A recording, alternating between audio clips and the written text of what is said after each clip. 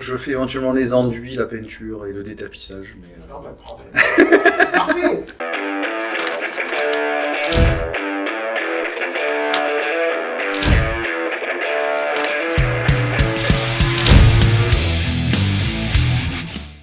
J'accueille donc Olivier à Toulon Joue Festival donc de jeux de rôle et pas que, hein, jeux de rôle, jeux de plateau, jeux de figurines pour tout, hein, les gros joueurs comme les joueurs je dirais moins velus comme on dirait.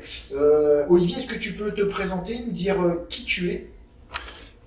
Oui, alors mon pseudo d'auteur, illustrateur, tout ça, sur internet en général, c'est Alnom6. Donc je suis, comme je disais, auteur, illustrateur, maquettiste et maintenant auto-édité. Ah oui, tu fais la pose de moquette aussi, carrelage. Alors je fais éventuellement les enduits, la peinture et le détapissage. Mais, Non, pas de problème. Parfait. Mais tu es bon en marié, dis donc. je suis déjà pris. Ah, c'est déjà pris. Désolé. Ça coupera des lignes. Tous les commentaires, je ne transmettrai pas, d'accord? Enfin bref, donc j'aime bien toucher à tout, sinon je m'ennuie en fait. Okay. Donc j'ai tendance à toucher à tout. Alors des fois c'est pas possible. Sur mon précédent jeu, il a fallu que je délègue un peu parce que c'était trop gros. D'accord. Mais sur celui-là, donc le Space Horror Stories, qui est celui que je vais qui m'a interpellé bientôt faire un financement, je fais tout, sauf la relecture. Alors toi, après on va parler des jeux que tu as créés et puis de Space Horror Stories, c'est ça? Space Horror Stories. Ouais. Horror Stories. Comment tu as découvert le jeu de rôle? Comment c'est venu?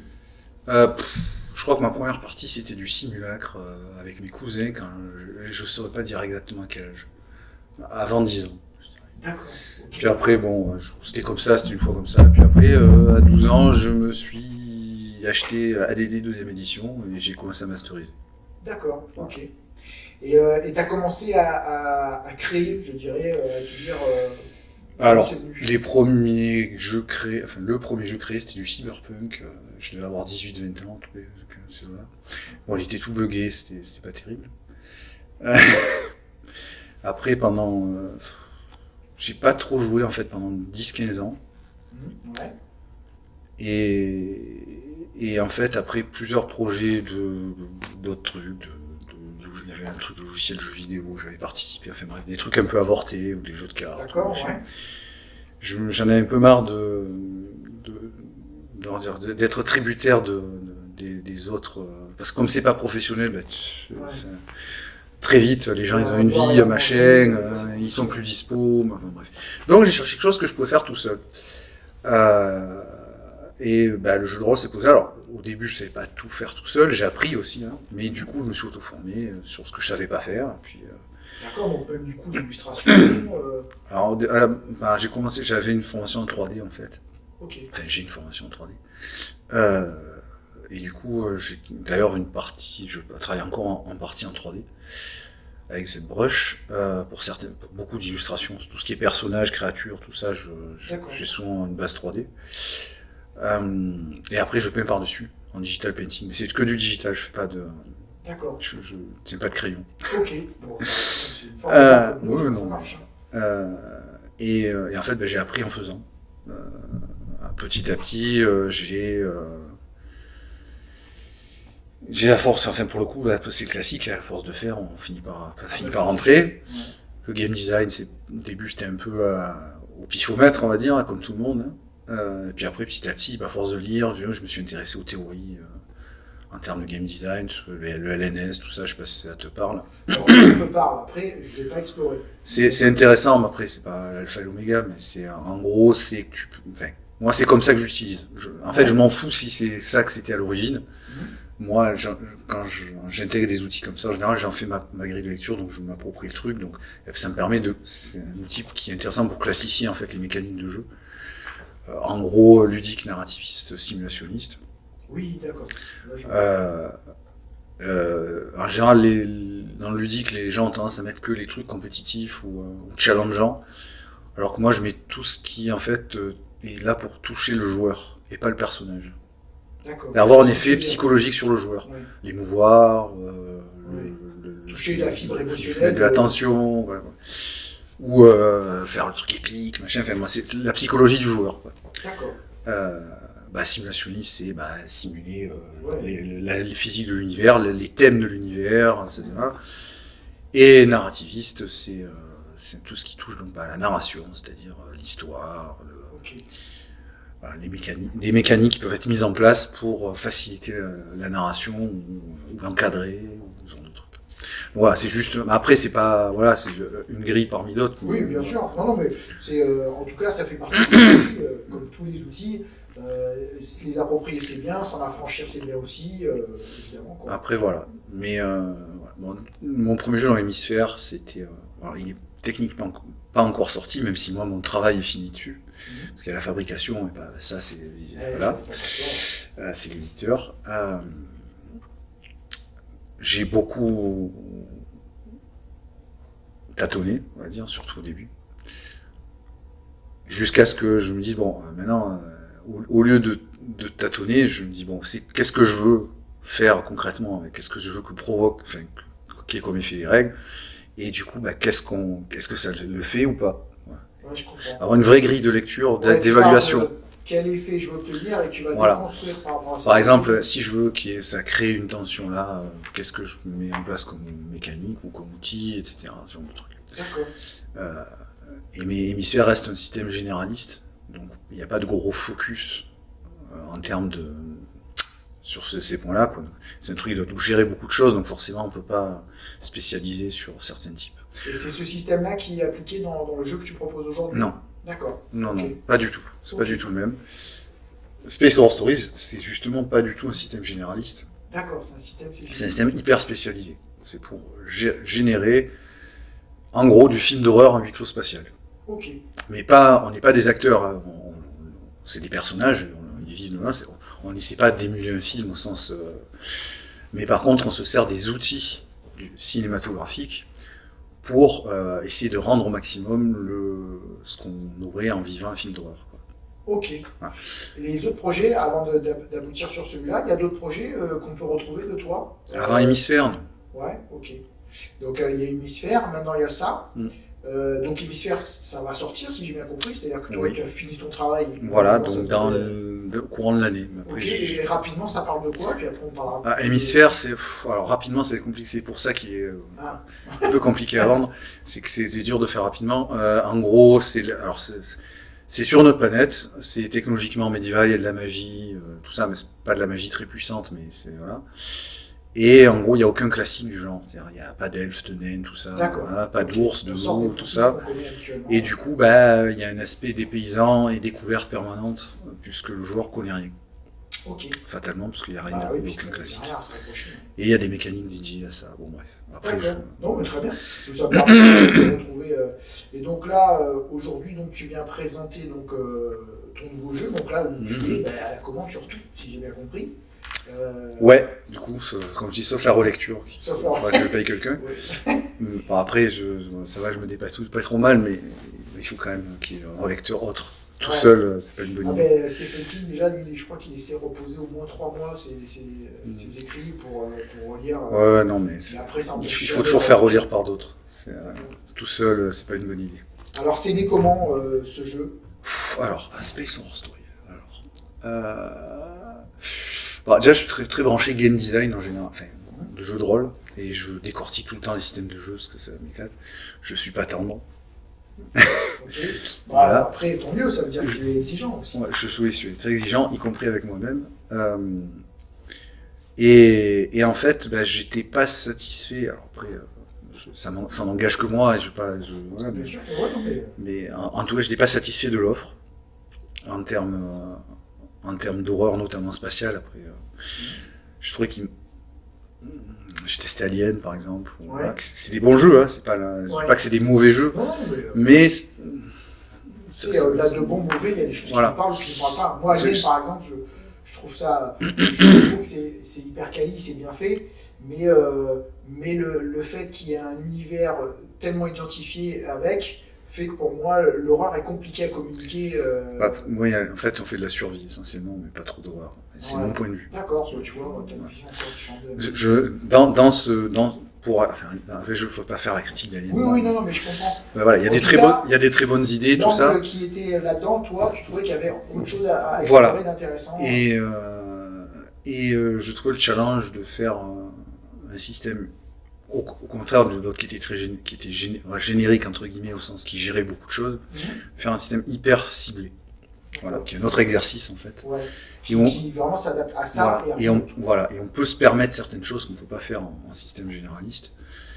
Et inversement, toujours pareil.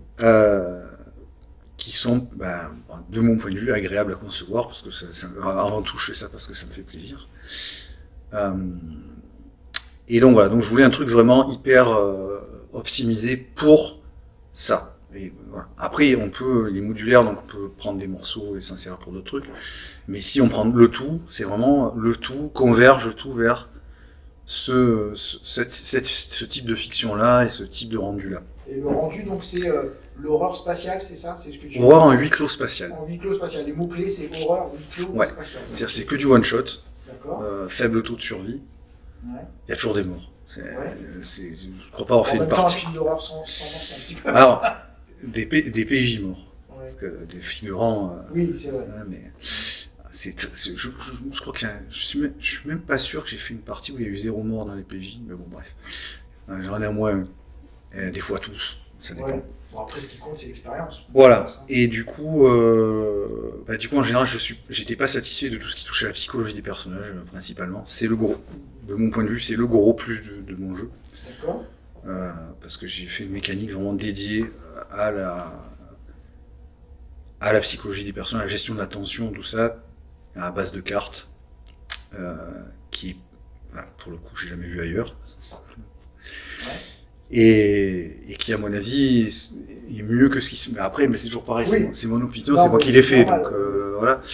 En tout cas, toi, c'est ce que tu aurais voulu. Voilà, et que je trouve vraiment, que j'ai voulu optimiser vraiment pour émuler ce système-là, d'ailleurs, et pas spécifique à l'horreur spatiale. La tension, la mécanique de tension peut s'adapter à d'autres types d'horreur sans problème. Okay.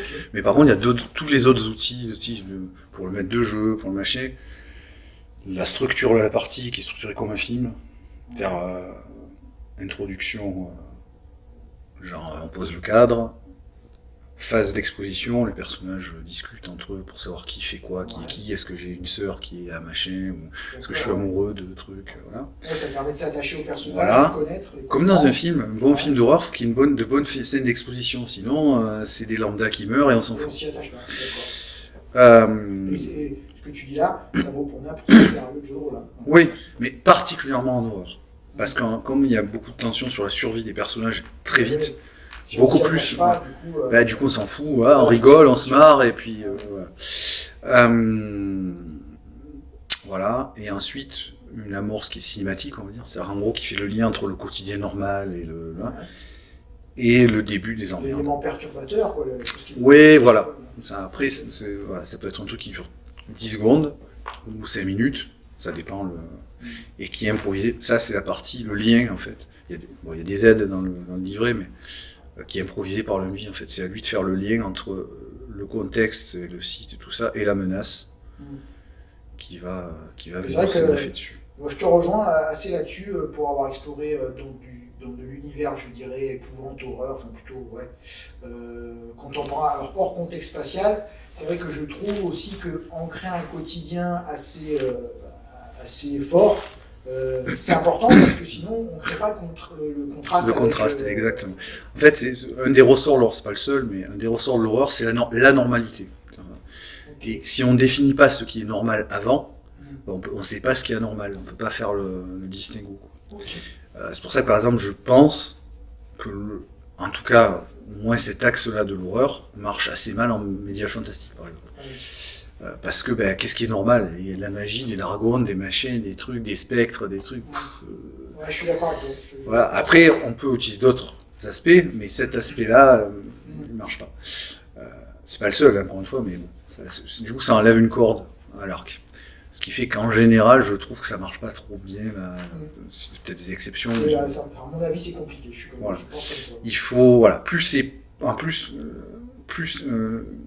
c'est proche de nous, plus c'est facile de se projeter dans la normalité. C'est pour ça que par exemple dans le jeu, on considère que grosso modo, même si dans le futur, les rapports humains, les sociétés sont un peu toujours les mêmes. Ouais. Parce que c'est pas important, on n'est pas là pour faire de la géopolitique ou de la prospective. Oui, les émotions restent les mêmes. Voilà.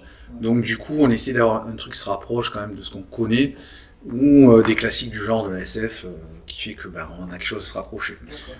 C'est pas un jeu qui est original dans le sujet, si tu veux, c'est pas le but. Par contre, je le pense original dans le traitement, dans la manière dont le système de jeu traite le sujet.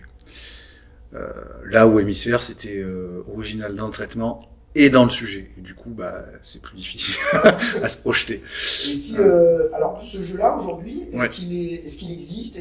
Alors, il est quasiment fini. D'accord. Alors, normalement, le financement sera en mai. D'accord, au mois de mai. Au mois de mai. Sur quelle plateforme? Game on Tabletop, si tout va bien. Okay. Alors, il n'y a pas encore de date précise, donc c'est en cours de... Oui. Voilà. Et quand le financement sera fini, les souscripteurs recevront la bêta finale avant relecture. Okay. C'est-à-dire, il ne restera plus qu'à faire la relecture finale avec le relecteur, et puis hop, ça part à la prod. Ok, super. Et si je rate ce financement, est-ce que tu as une idée de sortie boutique ou pas? Alors, forcément? j'ai pas encore démarché distributeur, mais je vais m'y atteler. Okay. Voilà. Après, ça dépend aussi du succès. C'est sûr que si je finance tout juste, voilà, on verra. Mais voilà, je dis pas que je vais faire 500 000 backers, hein, mais je pense que il est relativement facile à pitcher, tout ça, donc c'est assez facile, c'est plus facile à vendre, même sans parler de sous, je veux dire. Oui, je vois ce que tu veux dire. Enfin, en tout cas, à faire passer, à véhiculer le sujet et qu'est-ce qu'on veut faire. À quoi on va jouer, quoi.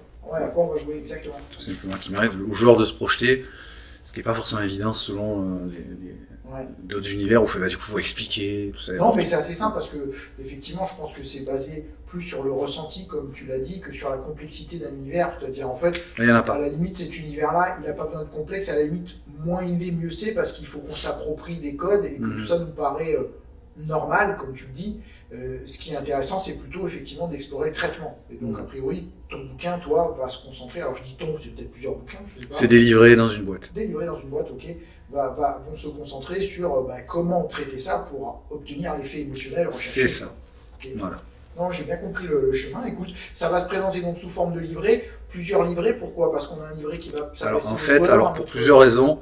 Déjà, l'idée, c'est de faire une boîte prêt à jouer. Il n'y a pas de préparation. Okay. Enfin, avant, je veux dire. Il y a une préparation au moment où on sort la boîte, parce qu'il faut préparer 2-3 bricoles, mais sinon, il n'y a pas de scénar à faire avant, ou d'autres comme ça, il n'y a pas de scénar. Donc du coup, l'idée c'est de faire une boîte prêt à jouer, c'est-à-dire qu'à partir du moment où le meneur de jeu il connaît le jeu, il peut dire allez on joue, et on sort la boîte. Ok, super. Pour les joueurs, il suffit d'expliquer. Alors il y a une phase un petit peu d'explication directe pour les joueurs s'ils connaissent pas bien sûr, mais s'ils connaissent, ça fait vraiment l'effet comment on va se faire un film d'horreur, on se fait une partie quoi. D'accord. C'est un peu plus long qu'un film d'horreur, avec 2-3 trucs en plus, mais en gros, c'est l'idée, c'est une soirée. Et du coup, il y a 3 livrets parce que je tenais à ce que ce soit de l'agrafé, en fait, pour des questions de que ça s'ouvre à plat. Ok. Ouais. Et du coup, c'est 64 pages maximum chez qui je fais fabriquer. Alors, il y en a qui font plus, mais dans tous les cas, il y a une pagination relativement limitée, quoi. Des fois, c'est 90, des fois, ça dépend. Et du coup, ça sépare. Il y a les règles et pré-création de perso, livret du réalisateur, avec les conseils, horreur, machin, tout ça. D'ailleurs, le mot est intéressant. Et les menaces, oui. C'est pour ça que on fait un film d'horreur. Même si encore une fois, on fait pas un film d'horreur, mais on utilise les outils et les codes. Ouais. Et technologie et site, en fait, qui est le cadre technique, parce qu'il n'y a pas d'univers, mais il y a un cadre technologique qui est en gros The Expanse. Ok. Tu vois, Art Science. Ça permet de situer. Voilà. Et les sites dans lesquels, parce que si un huis clos, il faut des lieux dans lesquels se passe le huis clos. Donc il y a 10 sites en fait. Ouais. Station, vaisseau, ce genre de trucs. Ouais. Avec à chaque fois, décor, c'est du A5, hein, donc ça fait un plan A5. C'est pas fait pour jouer dessus avec des pions, hein, c'est plus pour avoir pour se projeter, quoi. Et la description à côté avec la légende et tout ça. Donc c'est tout. Hop, on pose à plat, on a tout. Ouais, tu as pensé à la manipulation dans les formats que tu en fait, ouais, c'est comme les menaces, c'est deux doubles pages. Ok. Et il y a tout dessus. Écoute, ça m'a l'air bien réfléchi tout le truc là. Moi, ça me donne bien envie. En tout cas. Tant mieux.